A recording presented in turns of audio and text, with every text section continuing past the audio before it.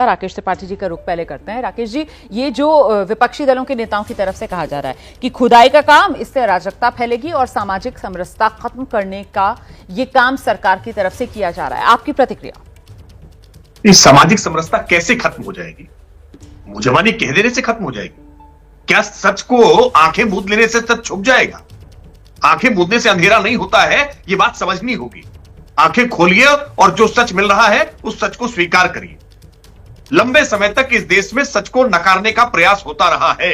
मजहबी तुष्टीकरण की राजनीति ने भारत में सनातन को हमेशा अपमानित करने का काम किया है। और अगर भारत के संविधान के तहत, भारत की न्यायपालिकाओं के आदेश के तहत, भारत के दिए गए नियमों कानूनों के तहत अगर कोई व्यक्ति कोई दावा कर रहा है, उसका परीक्षण हो रहा है, उसके बाद अगर कुछ सच सामने निकल कर आ रहा है, तो कह रहे हैं सामाजिक समरसता बिगड़ जाएगी। जी, अखिलेश यादव जी का बयान बहुत बचकाना है, बहुत तर्कहीन है, तथ्यहीन है।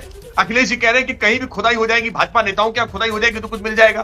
भाजपा नेताओं के यहाँ खुदाई होने पर मिलेगा, लेकिन अखिलेश जी ने बंगला छोड़ा था तो बहुत कुछ गायब हो गया था। ये दुर्भाग्यपूर्ण है। समाजवादी पार्टी के सांसद के घर से बिजली चोरी निकल रही है, अगर क्या सरकार इस बात का सर्वे न करे, इसकी जांच न करे?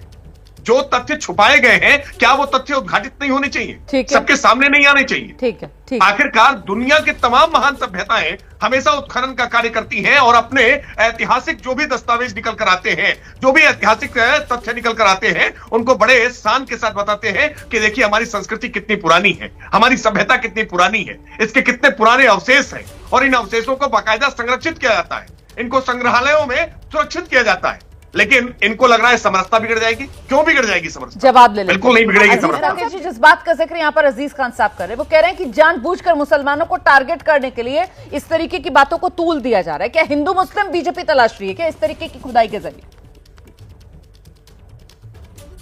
अजीज खान क्राइम बुलेटिन पढ़ रहे थे, अच्छा हुआ आपने बता दिया कि इन क्राइम पर उत्तर प्रदेश की पुलिस ने कार्रवाई की है। कार्रवाई के बारे में भी बताना चाहिए था। एक पक्षीय बात ना बताया करें। अजीज खान जब बताते हैं तो एक पक्षीय बात बताते हैं। अजीज खान ने आपके सवाल के जवाब में एक बार भी ये नहीं बता पाया कि ये खुदाई से आखिरकार कैसे खुदा को मानने वाले लोग नाराज हो रहे हैं। कैसे नाराज हो रहे हैं भाई? आखिरकार खुदाई से क्या किसी के घर में कोई नुकसान पहुंचाया गया है? क्या किसी के मत मजहब को कोई नुकसान पहुंचाया गया? क्या किसी की आस्था पर कोई ठेस पहुंचाई गई?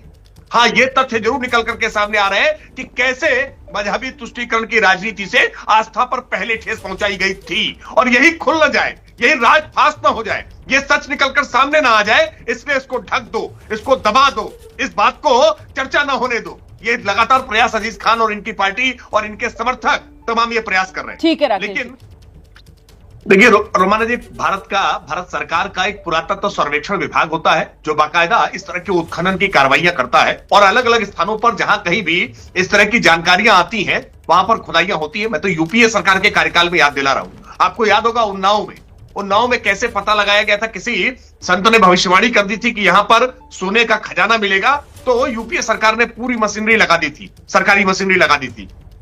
खुदाई कर रहे थे कि क्या मिल जाएगा।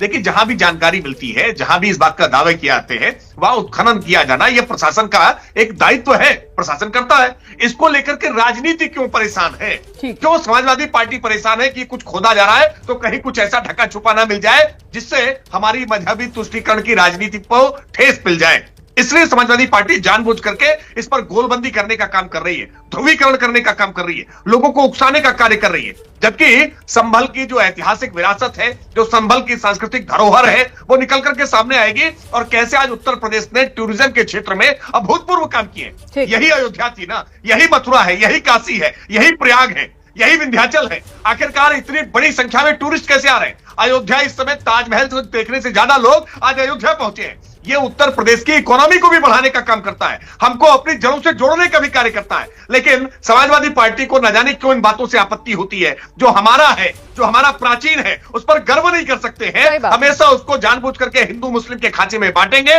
और लोगों को हमेशा काटेंगे। बिल्कुल।